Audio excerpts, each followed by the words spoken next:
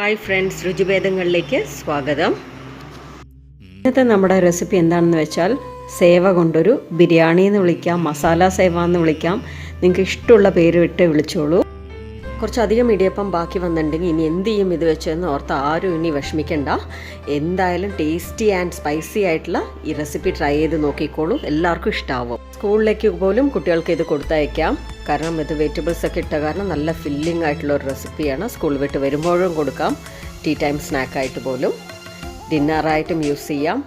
ആദ്യം തന്നെ നമ്മൾ രാവിലത്തെയോ അല്ലെങ്കിൽ തലേന്നത്തെയോ ഇടിയപ്പം ഉണ്ടെങ്കിൽ ഇതേപോലെ ചെറുതാക്കിയിട്ട് പൊടിച്ച് വയ്ക്കാം. നിങ്ങൾക്ക് നൂഡിൽസ് പോലെ ആക്കാൻ ഇഷ്ടമുണ്ടെങ്കിൽ അതേപോലെ വയ്ക്കാം. ഞാൻ വളരെ ചെറുതായിട്ടാണ് ചെയ്ത് വെച്ചിരിക്കുന്നത്. ഒരു കടായിൽ ആദ്യം കുറച്ച് എണ്ണ ഒഴിക്കാം. നീളത്തിലരിഞ്ഞ സവാള ചേർക്കാം, നിങ്ങൾക്ക് വേണമെങ്കിൽ പൊടിയായും അരിയാം. പച്ചമുളക് നന്നായിട്ട് സോട്ട് ചെയ്യണം. പെട്ടെന്ന് സവാള സോട്ടാവാനായിട്ട് കുറച്ച് ഉപ്പിട്ടിട്ട് ഒന്ന് ഇളക്കി കൊടുക്കുക. ശേഷം ഒന്ന് അടച്ചു വയ്ക്കുക. ഇതെല്ലാവർക്കും അറിയണ സ്റ്റെപ്പായിരിക്കും, പക്ഷേ ഞാൻ ബിഗിനേഴ്സിന് വേണ്ടിയിട്ടാണ് പറയുന്നത്. ഇഞ്ചി വെളുത്തുള്ളി ചതച്ചത്, നിങ്ങൾക്ക് വേണമെങ്കിൽ പേസ്റ്റും ചേർക്കാം കേട്ടോ. തക്കാളി, ഇത് ബാംഗ്ലൂർ തക്കാളിയാണ് കേട്ടോ. നമ്മൾ ഈ കൂട്ടാനൊക്കെ വെക്കണ സമയത്താണ് നമ്മൾ നാടൻ തക്കാളി യൂസ് ചെയ്യേണ്ടത്. ഇങ്ങനത്തുള്ള നോർത്ത് ഇന്ത്യൻ ഡിഷസ് പിന്നെ ഇങ്ങനത്തുള്ള കാര്യങ്ങളൊക്കെ ചെയ്യുമ്പോൾ ബാംഗ്ലൂർ തക്കാളി എടുത്താൽ കൂടുതൽ നന്നായിരിക്കും, അല്ലെങ്കിൽ ഒരുപാട് പുളിച്ചു പോവും ഇവിടെ ഡിഷസൊക്കെ.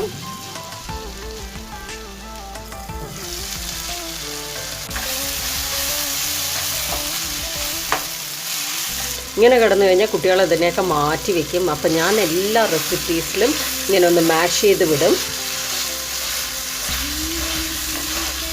അപ്പോൾ അത് നല്ല ഒരു കുഴമ്പ് പോലെ ആവും.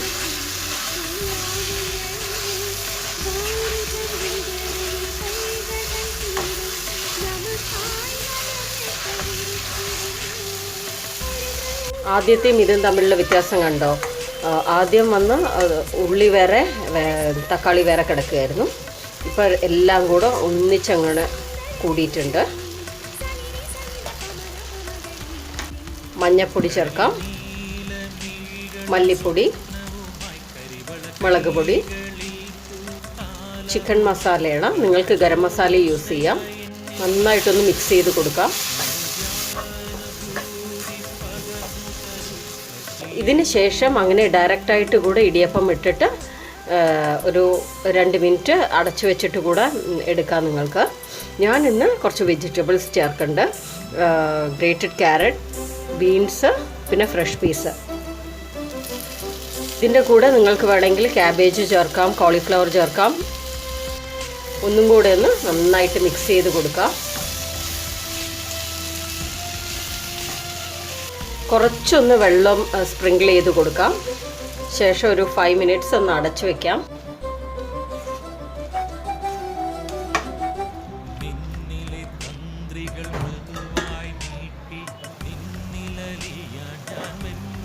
ഇടയ്ക്ക് ഒന്ന് മിക്സ് ചെയ്ത് കൊടുക്കാം. ഇടിയപ്പം ചേർക്കാം. കുറച്ചായിട്ട് ചേർക്കാം കേട്ടോ. ആദ്യത്തെ ബാച്ച് ചേർത്ത ശേഷം നന്നായിട്ടൊന്ന് മിക്സ് ചെയ്ത് കൊടുക്കുക. എല്ലാം കൂടി ഇട്ട് കഴിഞ്ഞാൽ മസാല പിടിക്കാനും ബുദ്ധിമുട്ടായിരിക്കും. സെക്കൻഡ് ബാച്ചും ചേർക്കാം.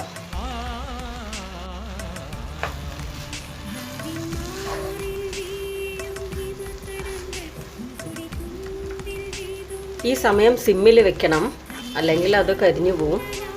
എല്ലായിടത്തും ഈ മസാല കൂട്ടാവട്ടെ. എൻ്റെ മദർ ഇൻ ലോ തക്കാളി മാത്രം ഇട്ട് വെച്ച് കണ്ടിട്ടുള്ളൂ. ഞാൻ അഡീഷണലായിട്ട് കുറച്ച് വെജിറ്റബിൾസും ആഡ് ചെയ്തു.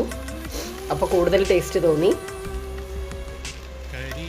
ഹസ്ബൻഡിൻ്റെ വീട്ടിൽ ചെന്ന ശേഷമാണ് ആദ്യമായിട്ട് ഈ റെസിപ്പി ഞാൻ ടേസ്റ്റ് ചെയ്തത്. ഇത് ഇഡ്ഡലിപ്പൊടിയാണ്, ഇത് ഓപ്ഷണലാണ്. ഇത് ചേർത്ത് കഴിഞ്ഞാൽ നന്നായിരിക്കും.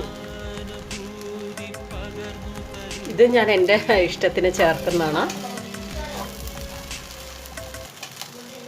ഒരു ബിരിയാണിയുടെ ഒരു ടെക്സ്ചറില്ലേ ഇപ്പോൾ കാണാനായിട്ട്.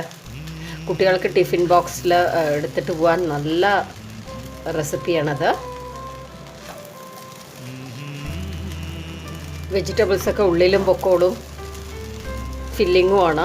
ഈവനിങ് ടൈം കൂടെ കൊടുക്കാം. രാവിലത്തെ ഇടിയപ്പം ബാക്കിയുണ്ടെങ്കിൽ ഇതേപോലെ ഈവനിങ് വരുമ്പോൾ ചെയ്ത് കൊടുക്കാം. കുറച്ച് മല്ലിയെല്ലാം കൂടി ഇടാം. ഫൈനലായിട്ട് കുറച്ച് നെയ്യ് ഒഴിച്ചു കൊടുക്കാം. ഇത് ഓപ്ഷണലാണ്, വേണ്ടവർ മാത്രം ചേർത്താൽ മതി. ഒരു 2 മിനിറ്റ്സ് അടച്ചു വയ്ക്കാം. എടുക്കാം. ഞാൻ ഉപ്പ് ഇടയ്ക്ക് ഇട്ടിട്ടുണ്ടായിരുന്നു, റെക്കോർഡ് ചെയ്യാൻ വിട്ടുപോയത്. ഓൾറെഡി ഇടിയപ്പത്തിൽ ഉപ്പുള്ള കാരണം വളരെ കുറച്ച് ഉപ്പ് ചേർത്താൽ മതി.